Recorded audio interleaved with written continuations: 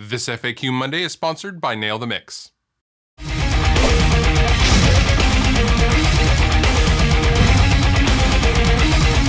Well, hello, and welcome to another FAQ Monday. I'm your host, Fluff, and despite what you may have seen on the news, no, I am not running for president tomorrow, so please do not put my name in the ballot. Although, if you do support my reform for the major food groups and my desire to add breakfast sandwiches to the food groups, then by all means, write it in. But we can tackle that afterwards through a ground-up reform through the breakfast sandwich makers, I guess it would. No, I don't know. I don't know who that would be, but we'll get to that. We'll figure it out.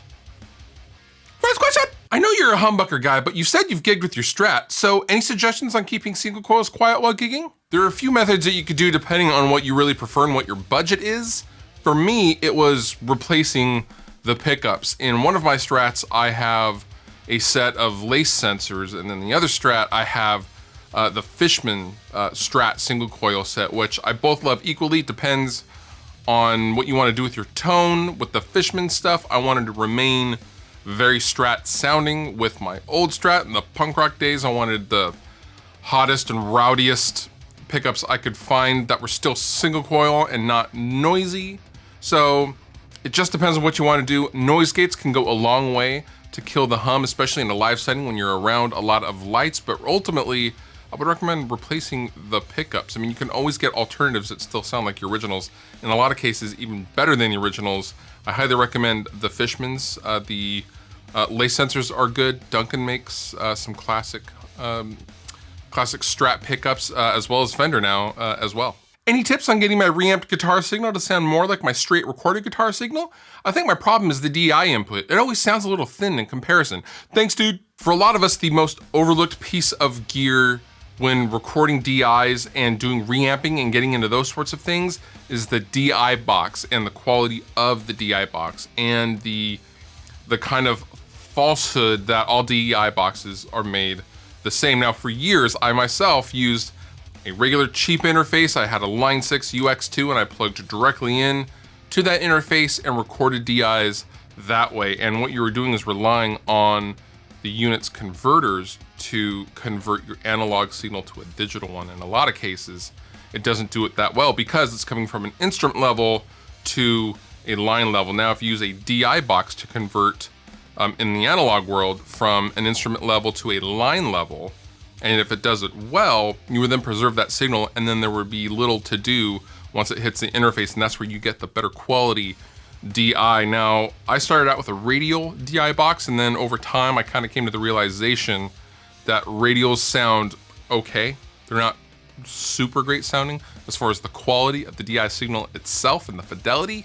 I myself swear by a Little Labs Red Eye 3D these days, although the Countryman 85 is a classic, and the Rupert Neve DI is wonderful as well. Now, don't scoff at spending $300 on a DI box. This is where you get that 3D resolution from reamping your guitar signal into real amps. This is where you still get that high fidelity, and that it all starts and can be traced back to your DI box. So I would highly recommend getting a better DI box. Make sure things like strings and your pickups are good as well.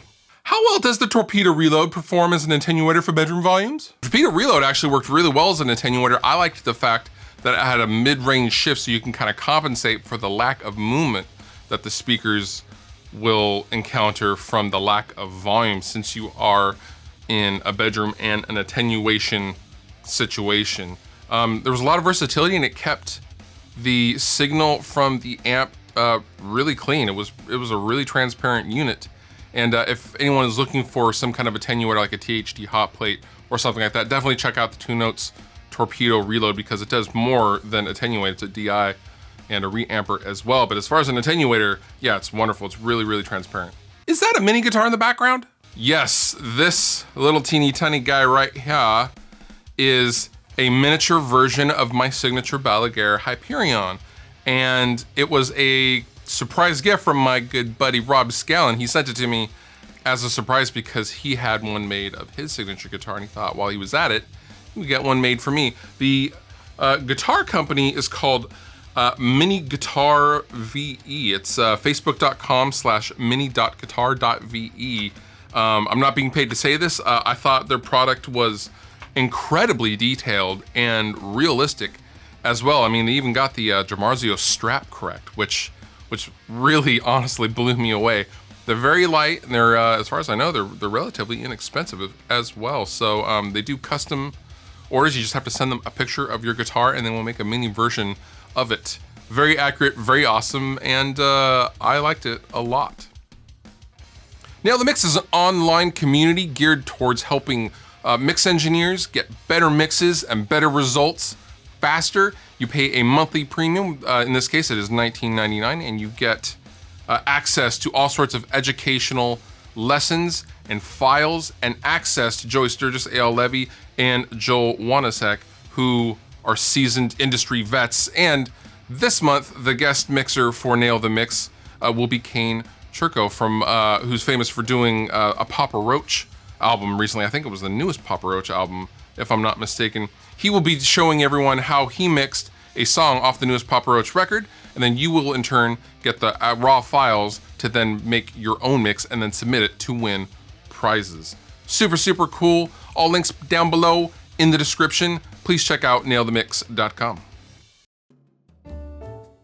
And now, the dad joke of the week. Why couldn't anyone get through to the pirate on his phone? He left it off the hook. Left it off the hook.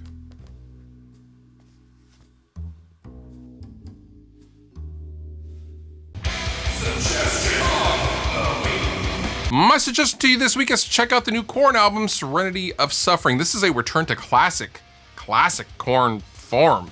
And I haven't listened to a Korn album since My Life is Peachy or Follow the Leader. And wow, mix of the year from Josh Wilbur as well. Definitely check this out if you like it hot and heavy, 90s style. You have been wonderful. I have been Fluff. Thank you so much for watching, and I'll see you next time.